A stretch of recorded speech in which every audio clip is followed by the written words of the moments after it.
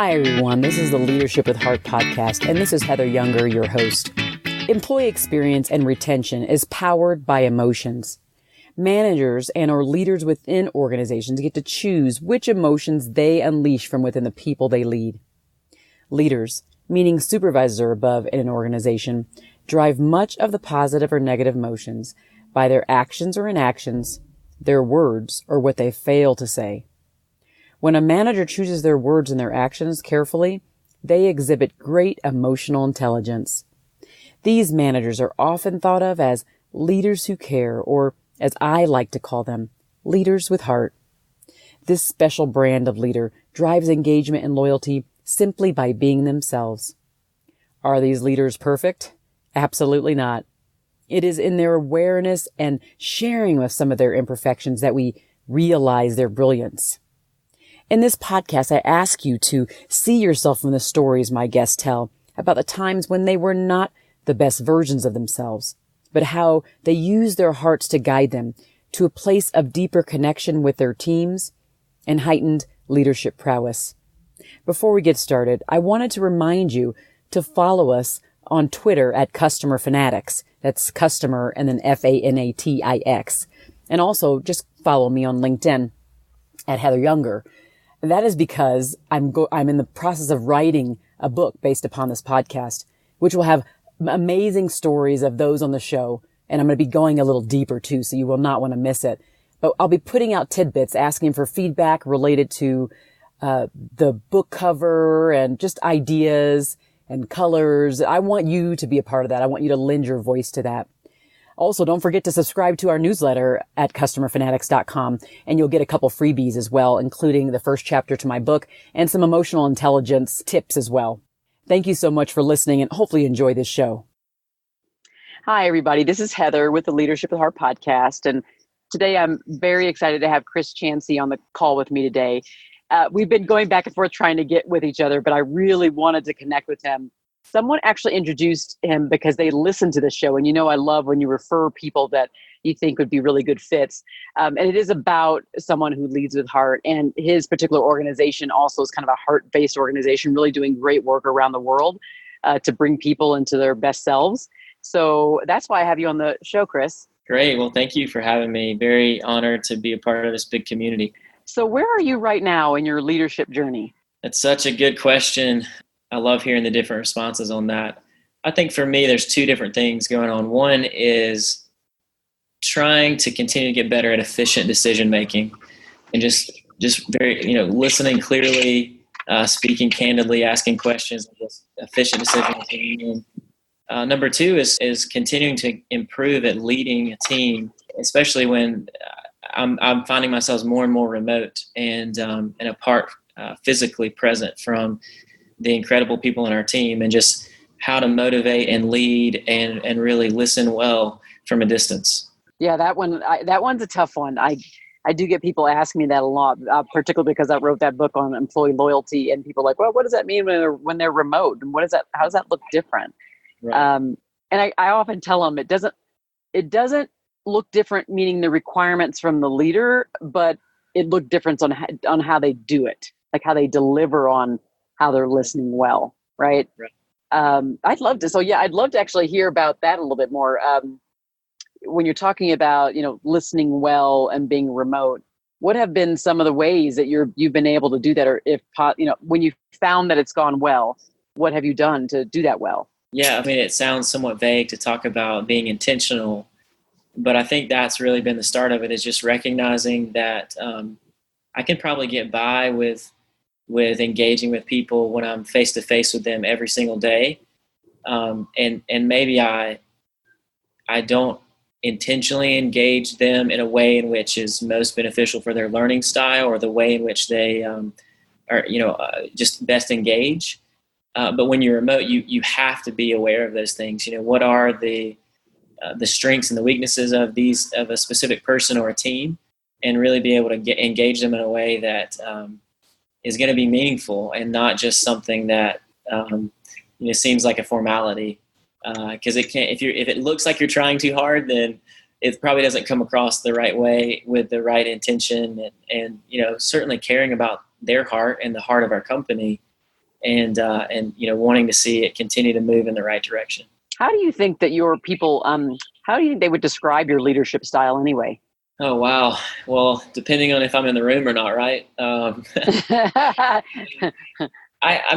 think that our team recognizes that it sounds very ironic to say this, but for me, I come at things very humbly and, talk very openly about how I am often the dumbest person in the room and, want to surround myself with really intelligent, capable, efficient people and let them solve the problems and try to get out of their way. And I think our team seems to respond really well to that. And that we make mistakes every day. I'm probably going to make more than you are, but we're all going to work hard to go after the mission we have. So kind of this, we talk about humbition, this kind of humble, but very effective approach at trying to accomplish our goals. I love that. It's a trademark little thing there. Humbition. Yeah. That's awesome. Yeah. And I think that is part. So describe for the listeners what it is your organization does. I usually don't do that, but I'm kind of curious even for myself. Yeah. So I run a staffing company. So Amplio Recruiting is the name of our company. And essentially we're helping companies across the U.S. hire from the refugee workforce. So we help companies engage with refugees who are legal to live and work in the U.S. And so we just recognize, hey, there's 7.5 million open jobs in the U.S. right now. And no matter where we stand on the political spectrum, on refugees and immigrants, no matter the ethics or the morality of all these things, economically, we need to fill those open jobs. And there's plenty of room at the table for those who are already here. They're legal to work. They want to contribute. They have a high motivation. And we see the companies that engage them. They see increased profit. They see lower turnover. They see greater production. So it's a win-win all the way around. The refugees get greater stability and social networks in their own community. So we love being right at the center of that. And so it's been about 6 years, about 5,000 refugees we've been able to put into full-time employment with a couple hundred companies here in the U.S. Nice. That's awesome. So I think, when we talk about, heart-based leadership, I think that, like you said, no matter where you're at on the spectrum as it relates to refugees, they're still humans. They're still people. And, you guys, you over there in the work that you're doing, trying to lead with heart to even just get these people that usually are folks that are looked down upon in so many ways and cast out, that you're able to put them, kind of almost not really on a pedestal, but you're able to make them feel worth and value again, which I think is pretty awesome. Yeah, the dignity piece is such a huge aspect of the work that we do, and recognizing that many of these individuals, they held a job before. They were in strategic positions and accomplishing great things before they were displaced for whatever reason from their home. And so we get to be a part of helping them reclaim that dignity that they've lost along the journey and start dreaming again about what their future might look like. And so we love, I think our best clients are the companies that really lead with heart, and they come to us not because they're looking for cheap labor, or they come to us not because they just want to leverage refugees in some sort of political discussion, but they truly they want to provide an opportunity. And they need more consistent labor in their company, but they also recognize they have an opportunity to provide a job for someone who really needs it to move forward in their life. So it's really fun to work alongside those companies who see the benefit of this, and they're really leading with heart, and they start to respond to the community with specific innovative approaches to engage them. And it's just fun to kind of see how those things develop when those two groups come together. That's beautiful. So when we look at leadership, this desire to lead, sometimes or usually it comes from someplace. It doesn't just come from thin air. It usually starts from a seed that was planted. I'd love to know where your drive to lead comes from. Yeah, that's a really great question. Certainly my faith is a really important aspect of everything I do. And honestly, when I thought about leadership, even through high school and college, it was leading from a ministry perspective, leading from a spiritual perspective. And I actually went to seminary after college expecting to become a pastor. And it wasn't until I was actually studying the Bible in a very academic setting that I recognized how much of Scripture really alludes to work and how involved work is in shaping who we are as people. And so that's kind of what led me towards business and starting businesses that can have an impact in the world and that can make the world a better place. And so I think for me, it's really this motivation to leverage business as what I feel like is really the greatest fulcrum to make the world a better place. And so we're trying to prove that out through what we're doing now. And certainly it's a challenge. I mean, there's definitely some, a shadow side, if you will, of trying to help people and, trying to align incentives with companies and the economy. But I think more often than not, we're getting to see some tremendous impact on an individual level and on a local community level. That's great. Well, I think that, again, it all starts at some place, and it's got to start from some place for all of us. And it's not always the same place. I think that's great that you're able to express that seed and where it came from in such a compelling way. And the fact that you can make this real, for you every day and for so many other people, the impact you have. So, kudos to you for that. So, of course, as everything on our journey in leadership, it's not always smooth. It's a journey for a reason, and it usually has lots of ups and downs. And I'd be curious to know about a time when maybe you didn't feel like you were the best leader that you could be, that maybe you didn't act the way you have hoped you should have, or you didn't respond a certain way. And when you did that, what did you do to come out of it? What did it look like specifically? Yeah, that's such a challenging question. I love that. Yeah, man, there's so many times where I've failed and certainly try to learn from those things. I think most recently for me is just recognizing the way that our team is made up, and we have about 10 staff members in our Atlanta office, and then we have offices around the country.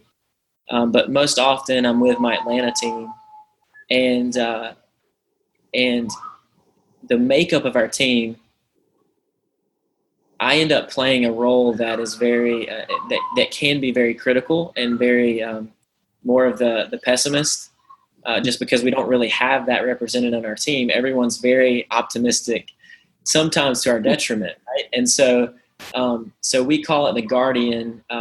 If you've ever heard of the Five Voices, it's a great read and kind of identifies five different different kind of voices that are at the table often. And so we don't have a guardian. And so I end up kind of flexing into that role. And I think in doing that, it throws the team off, because in most cases I'm the kind of visionary leader. Let's go charge this hill. And then we get into the real discussions, and I start being the one who's shooting all the ideas down. And so I think I have to be more aware of communicating clearly and saying, there's a time for provisional ideas, and let's dream big, and let's go after these this huge impact we can have in the world. And then when it comes to like real strategy, we've got to be very efficient and thorough and very careful to make wise decisions, because we don't have a lot of extra resources and time and money kind of laying around if we mess this up. So let's be aggressive and ambitious, and at the same time, again, be humble, and let's. So I think I've failed in communicating clearly what my role tends to be in those meetings, and just recognizing I can deflate the balloon or the tire, so quickly with these ideas that they have, and really encouraging that, and not being so quick to kind of shoot it down, but expect everyone that want to hear my idea out. So just communicating clearly is a constant need. In the Five Voices, it talks about the weapon system that your voice comes with, it's packaged with, so to speak. And for me, for my dominant voice, the weapon system is a sniper. And so sometimes I will fire off something to someone on our team that really hurts them. Sometimes it's passive aggressive, sometimes it's very blatant, and and I've got to make sure that my weapon's on the safety lock is on, and that I need to communicate clearly. So there's a constant learnings. I'm sure our team could give you a whole list, but those are a few that are really centered around kind of the roles that our team plays and how we can be more aware of each other and communicating clearly. Mm-hmm. That's great. Well, I think you are not alone in that category. There are, I have people as the leaders that they are, the leaders of the people that are on the show, and what they can actually become, and some solutions to kind of make them their way out of some difficult spots. And so I think, and number one, it says a lot about you that you are aware. So, having this self-awareness is the most important thing when it comes to emotional intelligence. You can't pass go or collect $200 if you haven't done that. And so you're aware of it. And then it's just that commitment to say, okay, what am I going to do to change it? What am I going to do to move myself into a better place so that I'm not impacting the team in a negative way? But like you said, I'm helping them to have more fruitful, collaborative conversations where there's a safety element involved, right? Right. There's got to be that shared trust and that it's a safe environment, because if not, it just slows down the decision-making process so much. And I'm in a space of trying to be efficient with our decision-making.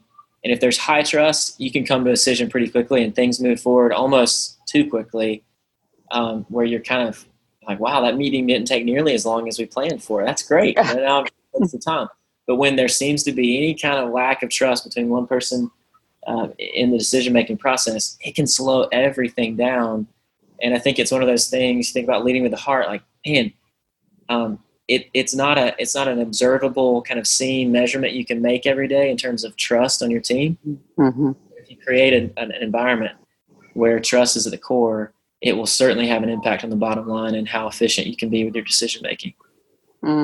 That's a good way to think about it. I love that, because often the stuff that I talk about, it's like, oh, the touchy-feely, squishy stuff. It's the it's definitely the EQ stuff that I'm talking about. And so folks that maybe aren't as big of believers in that, or maybe don't possess that in great spades, sometimes will think, well, but when you're able to point to the fact that how those things that you end up observing them by the actions people take to go over and above in your business, because it's based upon how they were treated. And if you treated them well and you have that high trust environment, and then they feel safe and they come up with innovative ideas that then the organization acts upon, then wow, you could achieve great things. And I think that's kind of the key, is just continuing to gather those kind of case studies where those connections take place, Exactly.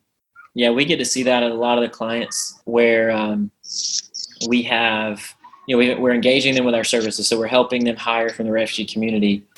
But when they create an environment, it's got to start with that, right? If they have an environment already in existence, or they're working towards creating an environment that is very conducive to trust and engagement among their team, then, you see outcomes like diversity. You see outcomes like, better profit margin and greater productivity. But they're not focusing on those things. They're focusing on creating a very safe and conducive environment, and one that people feel trust, like that there's shared trust. And so their hard work in doing those kind of ethereal EQ kind of stuff, we see it pay off, and it can be really powerful. But it also kind of sets the stakes there, that like when a decision is made that doesn't seem to flow with the environment that's been created, it can also have a negative kind of impact as well. So it's I think it's something that more and more companies are trying to move in that direction. And so we celebrate that. We try to help them in that process as we're involved. But it's something that can really have a tremendous impact on the actual bottom line when you do it the right way. What do you do when because I know you're all over you ended up traveling around the country and the world with the work that you do. And so what do you do to reconnect with that team of yours that is dispersed? What are the types of things that you do to connect with them? Well, that's such a great question. I think it's something that, because of technology, it continues to shape how we engage with each other. Our team, for the most part, is fairly young, and so that allows us to really embrace technology. And you hear, I don't know if you've heard like this little Slack, kind of buzzer going off in the background, the sound that pops up. But I mean, of course, there's technology like that that's just sort of readily available, in some cases free to use, that allows us to kind of stay connected no matter where we are. And there's some creative things we're trying to do there, using Zoom and other platforms to just have that face-to-face. Something we're testing out now is just that we have kind of a lunch hour and the Zoom screen is on. And even though we're in different time zones, there usually is some sort of overlap of a few minutes where people are eating lunch together. And, just something as simple as that allows us to stay connected. When I'm on a trip like I am now, I'll be away from the office for a little over a month. And usually about halfway through, I just try to sit down and take time to write a handwritten note to each of the people in our team. I have the luxury of doing that because it's, we're talking about 10 people in the Atlanta office. But, just some way to say like, hey, even though we're not in the same space, like we're all running after this together, and I'm grateful for the contributions you make. And just, again, knowing the different ways that people want to be appreciated. Some people love a handwritten note. With some people, it's like, oh, that's nice, but where's the Starbucks gift card, right? So yeah, it's knowing your team well and being able to engage them in a way that's going to be meaningful. That's beautiful, really. I think that you're right. People use cookie cutter approaches to connecting, and so there's the 10 people. In the end, many, most have, 5 to 10, even if they're in an organization, a lot of them have an upwards of 10. So it's the same difference. That if they can still take that, whether they're in the office or not, they can say, what is my cadence to do some handwritten notes? What's my cadence to do whatever that thing is. I still think it's important to say that anyone can do that. And it means so much. It's just crazy. Little things cost how much they mean, but they don't cost a thing basically in most. Exactly. Yeah. The investment of time and how that can pay off. And I think even though we have a small team, I think that as you invest, I think of the bigger teams that I've been a part of, there's really this kind of overflowing bucket effect that as you pour into the bucket beneath you or next to you, that it spills out onto those that are next to or underneath them. And, there is certainly, that kind of spillover of the investment that's made. So for companies that have larger teams, that I think is effective of recognizing the effort you're making, hopefully is something that creates a healthy dynamic for those around them as well. So for leaders who might be struggling in their leadership, or just like, let's just say at a crossroads, not necessarily that they're deciding whether to be a leader, but just, at a space where they need a little bit of oomph, what might be some pearls of wisdom that you might leave them with, the people who are listening now? Yeah, that's a little pressure here on this. No, I think, okay, I think this is probably a soapbox for me to stand on a little bit here. So I think that right now, if you just were to listen to society's kind of voice on a compelling leader or, a great leader, you're probably going to end up shaping yourself to be someone who doesn't take no for an answer, 24/7, always on, making things happen, always available, and just grinding and hustling. And that if you do that, that somehow equates to being a great leader, because you'll kind of reach whatever your dreams are, and you'll have a status that kind of demands respect.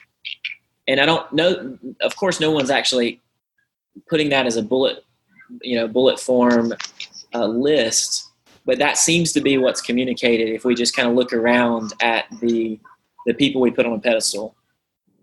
And I think that is actually a path to destruction. It's like it's very unhealthy, but it also destroys your relationships with your team, your friends, your family. I mean, anybody who's close to you, that's a good way to end those relationships, because it's a very selfish pursuit.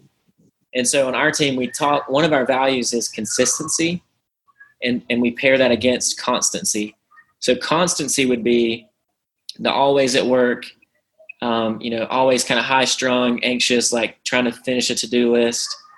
And I recognize I'm being constant when I'm like physically present with family, but I'm mentally still thinking about something to do with work. And I just think that constancy is what our society seems to to really encourage, but that's actually going to lead to just really poor health. And so consistency, on the other hand, is all about healthy rhythms and boundaries and just good workflow, so that, hey, you work hard when it's time to work hard, you're efficient, but when it's time to turn it off, you recognize by turning it off and leaving that you come back more refreshed and hopefully with a better perspective on the work that you have in front of you, that by engaging in the other things going on in your life, because by the way, there are other things going on in everyone's life that we work with, that they come back a better employee, better able to contribute because of the other things that they have going on. And so I think we have to keep in mind that consistency and constancy, and really try to plant the flag in a way in which we can be in this marathon and not just in a sprint. Love that last one. That was fun. And I do, because I do talk about the journey all the time. And it's like we're always trying to arrive someplace, right? And I kind of feel like it's kind of a scary thing and a stressful thing to think about, that maybe you won't ever arrive at a place, and maybe the place doesn't exist. There's kind of a scariness about there. But then again, it's also freeing at the same time. And so this idea of being this perfect leader, or being whatever that means, it's really being your best self in the end. And you're always going to be becoming your best self until you die, right? That's really the gist. Yeah, no, I mean, it's so simple, but I think if we consider kind of this goal, and like you said, maybe there's never kind of this arrival point, but if we kind of have an idea of the direction we want to head in, then it's really these little decisions every day that all of a sudden we look back and we say, man, we're so much further down the road of being a leader or of building this organization than we ever thought we would be. But it was all these little decisions that were made over time. So we talk about vectory equals victory, or vectory is victory. So like your vector point is kind of like where you want to go. You don't necessarily know the exact spot, but like, you're going in a general direction. And every day you're making steps in that direction. I mean, you'll look up and it's, how did we climb this mountain? And I didn't think it was possible. Or, I have a 5-year-old son. I don't really know how he got to where he is, but we kept him alive every day. We fed him, not necessarily the best meals, but he continues to grow and become more aware of the world around him, and it's like it's this best example of like a little bit of progress every day.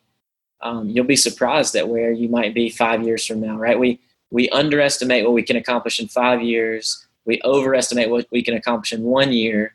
But just that slow, steady progress over time. I think we'll be really shocked at what can be accomplished. Beautiful. Well, for those who are listening, because I know I've been writing furiously. This has been really rich.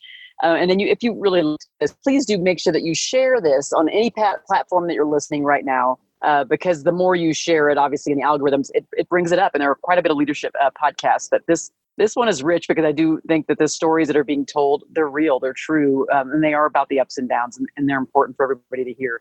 So I definitely appreciate that. And Chris, this has really been amazing. I appreciate you having you on. I'm glad we didn't end it. Yeah, well, thank you for taking the time to stir up some good thoughts for me as well, and just where we are as a team and how we can continue to grow, and being aware of the areas I want to improve in.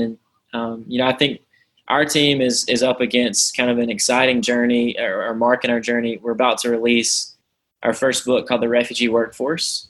And I think the way our team will respond to the attention and kind of the process over the next few months is going to be really interesting. And I think it's important now, maybe more than ever, that we're aware of where we are on this journey. And I'm aware of the hearts of our people, because there could be backlash, there could be some negative, but hopefully a lot of positive. And through that journey, we'll continue to grow closer together. Well, keep fighting the good fight. Somebody's got to do the work for the people that are really the voiceless out there. So I appreciate that you're doing that. And thank you so much, too, for joining. Great. Thanks for having me, Heather. Thank you for listening to the Leadership with Heart podcast. You can grab the show notes by visiting customerfanatics.com. And don't forget to subscribe to our newsletter.